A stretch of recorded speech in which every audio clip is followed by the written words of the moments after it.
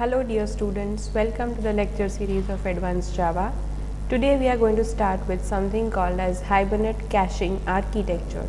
So let us begin with what is caching and why it is needed in Hibernate or why it is provided in Hibernate.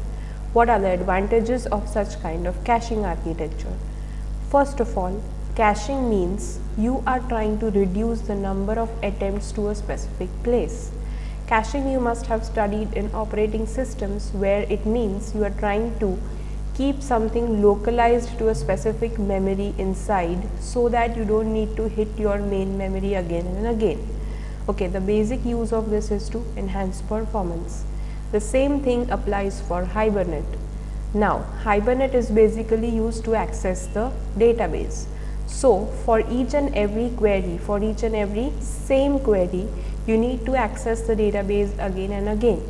This degrades the performance drastically. So, to reduce the number of database accesses and to enhance the performance of your application, Hibernate provides you with something called as a caching architecture. Now, Hibernate supports two different levels of caching. The first is the first level and the next is the second level caching. Let us see both of them in details. Now, the caching architecture, how actually looks like. So, first of all, this is your client, the application and your database. So, the access of the database is the main motto or aim of the client. So, the client is going to send a first request via an application to the database. It is saying that it wants to select star from a table. Now, when you do star, then star becomes something which is a unknown, a very large number. It can be a set of 1 record, set of 2 records, or set of 1000, maybe 10,000, maybe 50,000 records. So, when you are sending such a query and retrieving such results again and again, it is going to create a problem.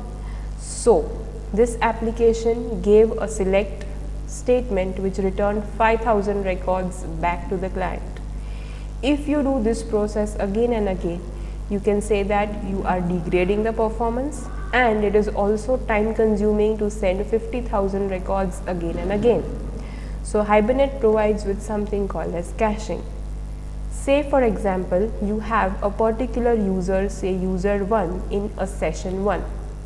It is sending the request for the first time to the database to select the specific record. When this first request is made, Hibernate is going to create a first level cache in the application, store the 50,000 records retrieved into this first level cache and return it back to the client.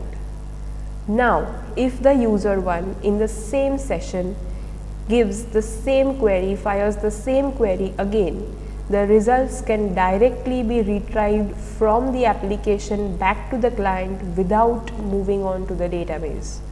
This is the advantage of first level cache. The first level cache is also called the session level cache. Session level cache because it is available only during a single session. If the session changes, this cache will no longer be available. Also, Hibernate by default provides this session level caching. Next is, what if the user session changes? If the user changes or the session changes, in that case we have a second case of user 1 and session 2. This has a provision of a second level cache. The second level cache takes place when the user gives a request for the first time. The data is being selected from the table and stored in second level cache. So, even if your session changes, the user can get this data from session factory level or second level cache. So, second level cache is at a session factory level and it is available for all the number of sessions that are created in a particular session factory. Now, here the second level cache is not provided by default. You need to configure this kind of caching system, and there are other options. You have EHCache, you have Swarm, you have OS, but we generally prefer EHCache. So this was all about caching architecture from my side. Thank you.